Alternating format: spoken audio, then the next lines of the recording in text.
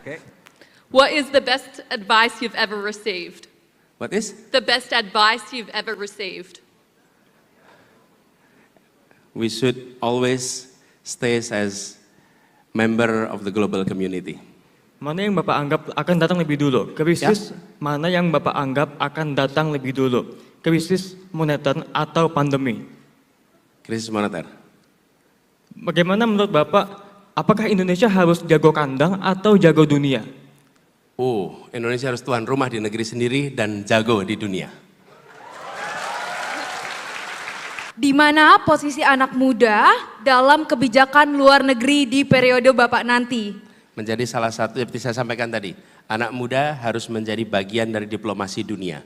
Apa yang mereka kerjakan melalui digital atau non-digital, negara harus memfasilitasi. Apa pandangannya Pak Anies terhadap world order yang sekarang ada gitu? Ya.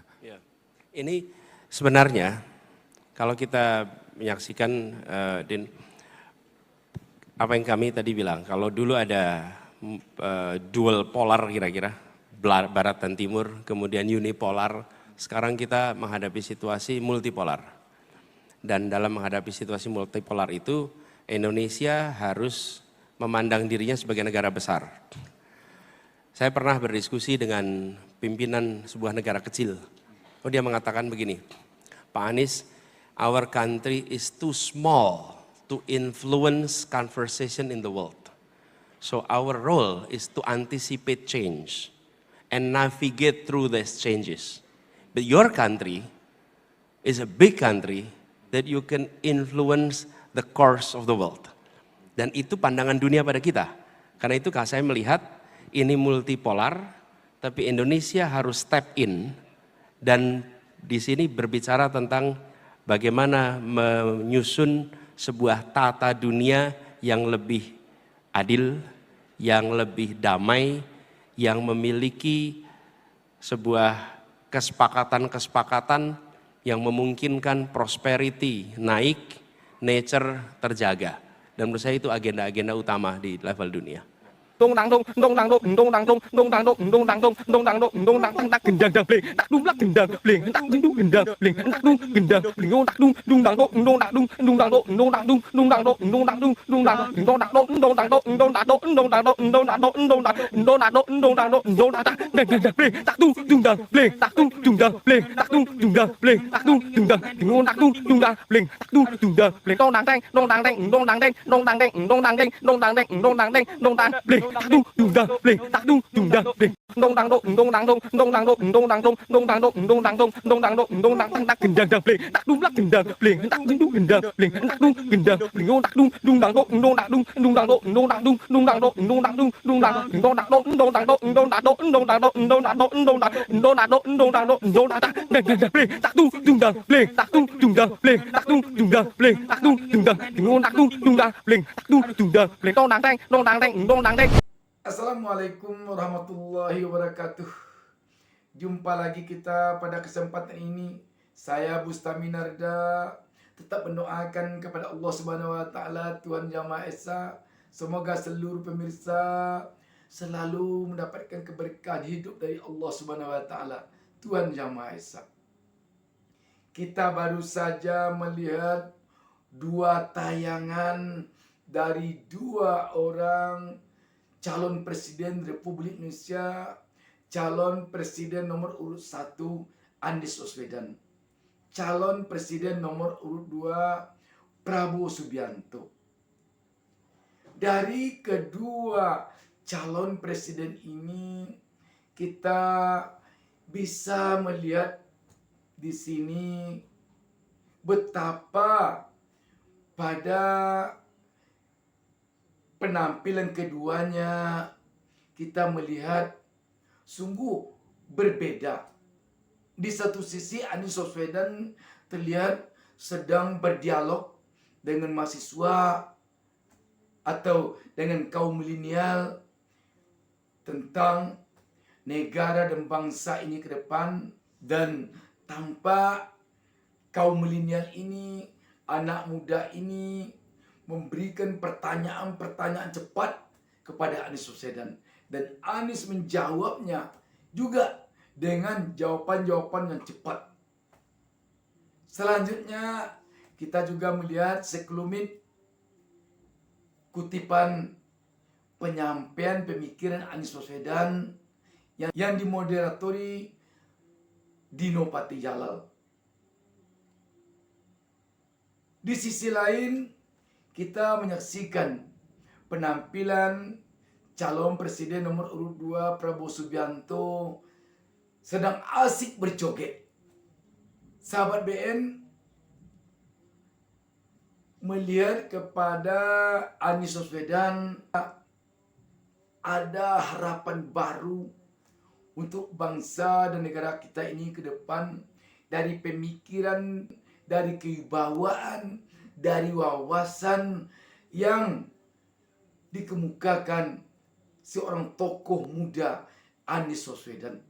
Ketika kita melihat kepada Pak Prabowo Subianto, seharusnya jauh melebihi apa yang kita dapatkan dari Anies Baswedan ini yang harusnya kita dapatkan pada Pak Prabowo Subianto.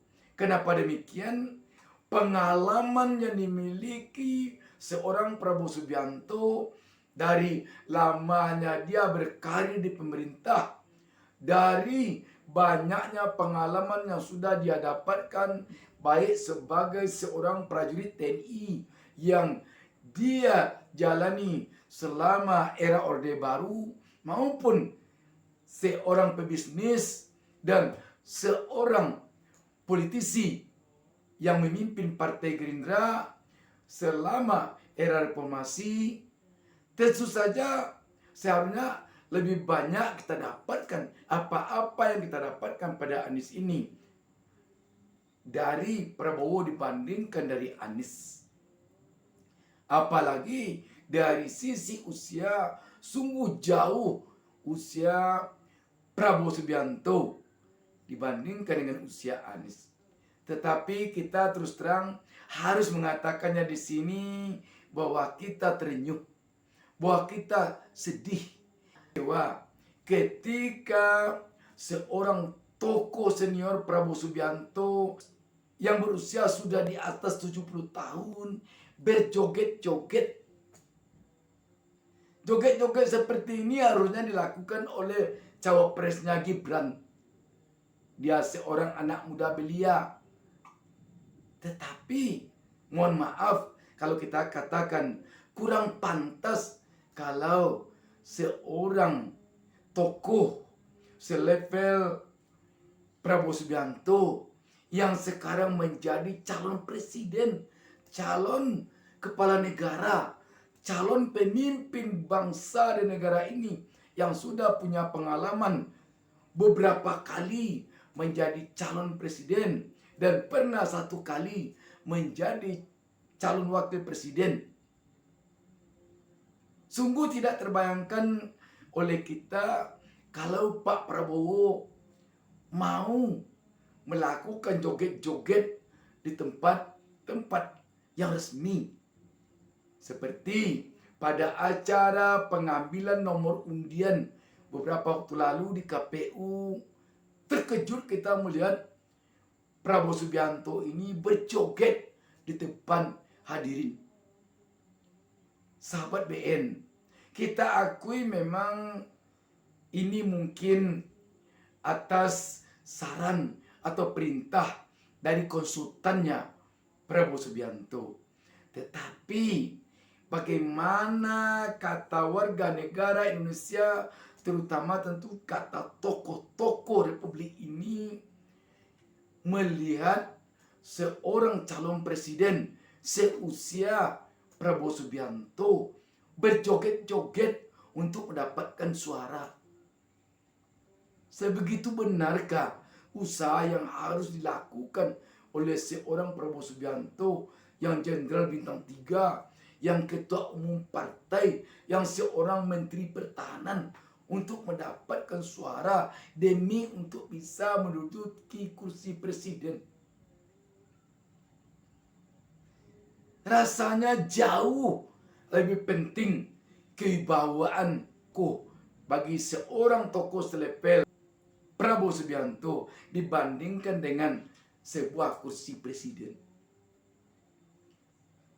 Tidaklah ada artinya rasanya jabatan presiden kalau akan harus pula menurunkan harga diri, berjoget-joget di depan undangan dalam suatu acara resmi. Sahabat BN, kalau penampilan calon presiden yang berjoget-joget ini tayang di televisi negara-negara lain di dunia seperti Amerika, Cina, Inggris, dan negara-negara besar lainnya, apa kata dunia melihat seorang calon presiden Indonesia yang sudah berusia tua mau berjoget-joget hanya demi suara? Sahabat BN, yang kita inginkan untuk memimpin negara Indonesia ke depan ini tentulah seorang tokoh yang teguh pendiriannya, seorang tokoh yang tidak goyah imannya. Harus begini, yang di luar batas usianya dia lakukan hanya demi menuruti kata-kata konsultannya, demi menuruti kata-kata orang-orang di sekelilingnya agar mendapatkan suara. Terus terang, sebagai warga negara, kita merasa tidak enak ketika tokoh kita selepel Prabowo Subianto digelari gemoy oleh masyarakat sekarang ini. Tidak enak kita rasanya seorang tokoh yang Jenderal Bintang 3, yang Menteri Pertahanan tiba-tiba digelari gemoy. Nanti kalau dia jadi presiden dengan usia yang sudah di atas 70 tahun, bagaimana kewibawaannya kalau dia digelari gemoy oleh rakyat ketika dia berkunjung ke lapangan, turun ke masyarakat. Apalagi kalau sempat nanti dalam kunjungan kerjanya ke tengah-tengah rakyat, dia berjoget. Waduh, tidak terbayangkan oleh kita seorang presiden yang harus berjoget-joget nanti setiap ketemu dengan rakyatnya. Sahabat BN, kita mungkin perlu mengingat kembali tokoh-tokoh kita. Sebut saja namanya Soekarno, Muhammad Hatta, Agus Salim, Buya Hamka, Sultan Syahrir, Muhammad Yamin, Bung Tomo. Tidak pernah kita mendengar dalam sejarah tokoh-tokoh ini dulunya harus berjoget-joget untuk meraih kemerdekaan bangsa ini. Karena itu kita menginginkan seorang tokoh boleh saja dia berupaya menarik simpati rakyat dengan cara apapun juga, kecuali dengan cara menurunkan level kewibawaannya dengan berjoget-joget, dengan digelari gemoy. Ketegasan seorang Prabowo tampaknya akhir-akhir ini sungguh luruh oleh gelar gemoy yang sekarang disandangnya dan oleh joget-joget yang sekarang dimainkannya. Semoga kita mendapatkan pemimpin bangsa dan negara yang besar ini dari hasil Pilpres 2024 mendatang benar-benar pemimpin yang punya prinsip, tidak akan merubah prinsipnya dengan godaan berbentuk apapun juga. Demikian, wassalamualaikum warahmatullahi wabarakatuh. Jangan lupa subscribe. Jangan lupa subscribe.